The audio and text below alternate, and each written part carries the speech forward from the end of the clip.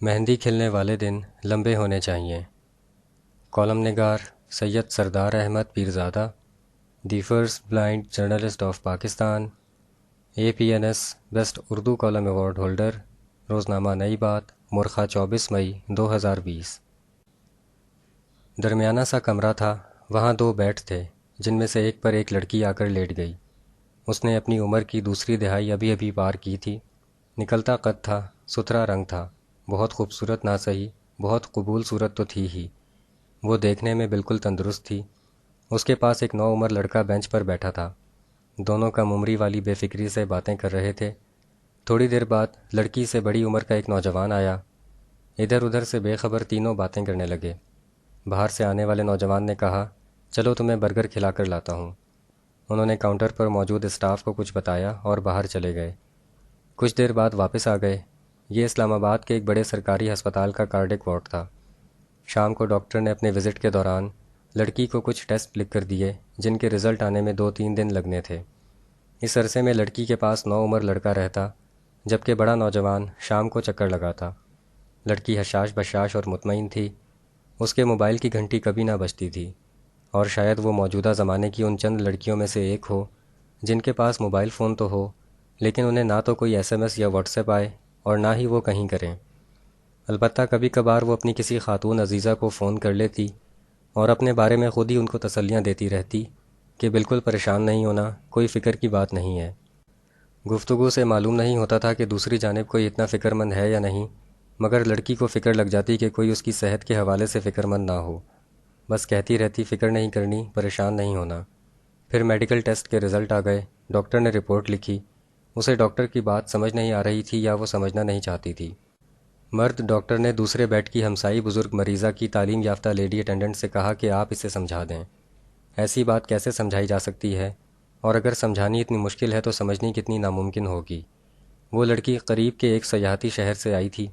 اس نے بتایا کہ وہ 4 بھائیوں کی اکلوتی بہن ہے، 2 شادی شدہ ہیں اور 2 غیر شادی شدہ جو یہاں آتے ہیں۔ اس کے والد کی کریانے کی دکان ہے۔ کچھ عرصہ قبل جب وہ میٹرک میں تھی تو اس کی ماں ہارٹ اٹیک سے مر گئی۔ اس لڑکی کو بچپن سے ایک مرض لاحق تھا، وہ کبھی کبھی بے ہوش ہو جاتی اور اس کے ہاتھ پاؤں نیلے ہو جاتے۔ ایک جاننے والے کیمسٹ نے اس کے بھائیوں کو مشورہ دیا کہ اسے اسلام آباد لے جا کر چیک کروائیں۔ ڈاکٹروں نے ابتدائی معائنے کے بعد لڑکی کو کارڈک وارڈ میں داخل کر لیا۔ بھائیوں کو تقریباً 2 لاکھ روپے جمع کرنے کو کہا۔ بڑے دونوں بھائیوں کے حالات تو شادی شدہ لوگوں جیسے مستند شدہ تھے، جہاں پیسہ تو ایک طرف، اپنے پرانوں کا خیال رکھنے کے لیے چند لمحے دینا بھی مشکل ہوتے ہیں۔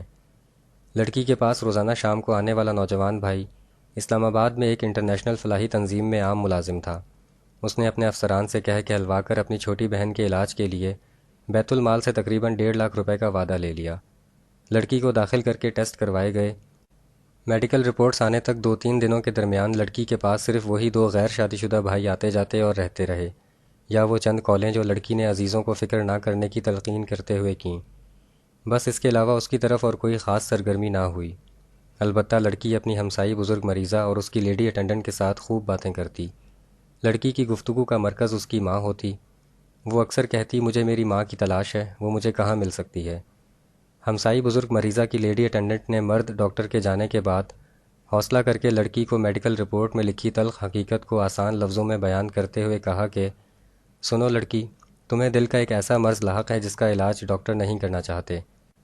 حالانکہ اگر مکمل علاج نہ کیا گیا تو بیماری دل کی ہے جو کسی وقت بھی جان لیوا ہو سکتی ہے، اور اگر تمہارے دل کا علاج کر دیا جائے تو تم شادی اور بچوں کی پیدائش کے قابل نہیں رہو گی۔ لڑکی نے کوئی رد عمل ظاہر نہیں کیا۔